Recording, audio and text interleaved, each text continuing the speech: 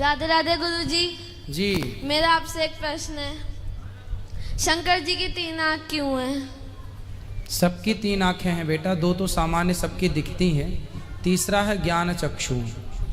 शिव जी के अंदर वो चक्षु जागृत है, ज्ञान चक्षु है वो।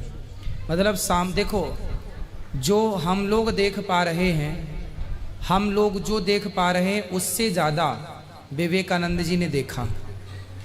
हम जो महसूस कर पा रहे हैं उससे ज़्यादा विवेकानंद जी ने, उनसे ज़्यादा उनके गुरु रामकृष्ण परमहंस जी ने, तुलसीदास जी ने, सूरदास जी ने, मीरा जी ने।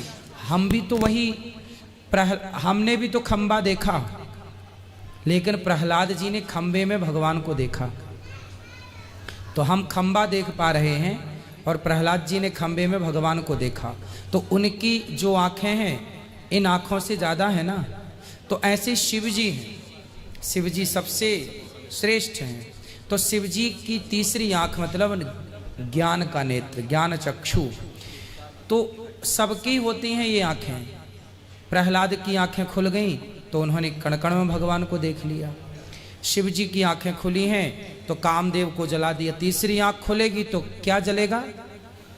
कामदेव। शंकर जी की तीसरी आंख से क्या जला? कामदेव। जब हमारी तीसरी आंख खुलेगी अर्थात ज्ञान होगा, वैराग्य हो जाएगा संसार से, तो अंदर की वासनाएं, इच्छाओं का अंत हो जाना ही तीसरी आंख खुलना है। तो शिव जी की कोई इच्छा नहीं है, केवल प्रभु को धारण किए हैं, इसलिए सदा वसंतम हृदयारविंदे भवम भवानी सहितम नमामि।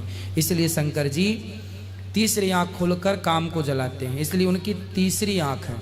हमारी और आपकी उस लेवल के नहीं हैं हम लोग कि हम शिव जी जैसे काम को जला सकें, इसलिए हैं तो पर खुल नहीं रही हैं हम सबकी।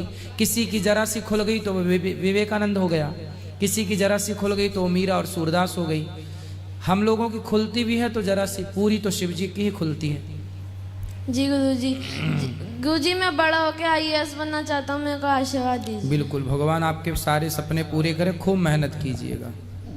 मैं पूजा पाठ बहुत करती हूँ लेकिन दुख मेरा कम नहीं होता है। क्या दुख है आपको? मतलब मेरे पति बहुत गुस्सा करते हैं, मेरा बाल बच्चा उतना बात नहीं सुनते हैं, ये दुख है। हाँ। और मैं ये प्रश्न करना चाहती हूँ कि भोला बाबा जो होता है छोटा सा, उसको मतलब कि कोई बोलता है कि पूजा का मंदिर में रखना चाहिए, कोई कहता है कि अकेले बाहर रखना चाहिए। तो किसको? शंकर जी को? हाँ, भोले बाबा का। हाँ, तो शंकर जी को घर के आंगन में भी रख सकते हैं, उनका जहाँ पूजा करते हैं वहाँ नहीं, वहाँ भी रख सकते हैं, कोई दिक्कत नहीं, कोई दिक्कत नहीं। और मेरी बेटी साथ में आई है, वो आपका भागवत कथा सुन के और ये माता जी का भंडारा देख के वो कह रही है कि मेरा सपना है कि मैं भी आगे चल के ऐसा कमाऊं कि सप्ताह में एक दिन मैं अपने तरफ से भंडारा करवा सकूं। वाह, भगवान सुखी रखे और इतना सामर्थ्यवान बनाए कि जल्दी आपका सपना पूरा हो। आप आशीर्वाद दीजिए कि वो उनका मनोकामना पूरा हो जाए मेरी बेटी का। जी प्रणाम गुरुजी। खुश रहिए।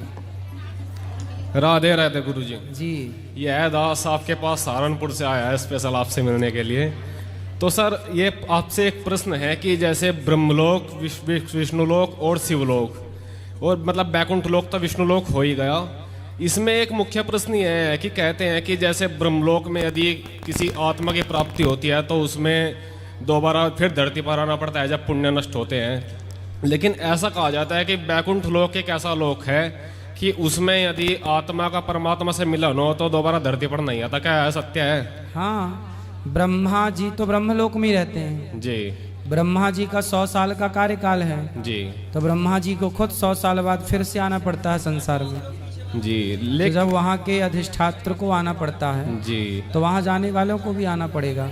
लेकिन मुख्य प्रश्न ये है कि जैसे बैकुंठ लोक में जाने के बाद दोबारा आना नहीं पड़ता तो फिर तो सभी व्यक्ति बैकुंठ लोक के ही जाने के लिए प्रेरित होंगे, फिर ब्रह्मलोक की पूजा नहीं करेंगे, मतलब ब्रह्मा जी की। तो वैसे भी ब्रह्मा जी की पूजा होती ही नहीं है, जैसे मतलब शिव जी की इत्यादि, शिव जी की भी नहीं। तो है शिव जी की पूजा यदि करके आप शिवलोक गए जी, तो शिव जी अपने पास रखते नहीं है, तुरंत ले जाके उनको बैकुंठ में छोड़ आते हैं। चलो भैया, आपका काम है हमारे पास आना जी, और शिव जी का काम है भगवान तक पहुँचाना। बहुत बहुत धन्यवाद गुरु जी। राधे राधे। खुश रहिए।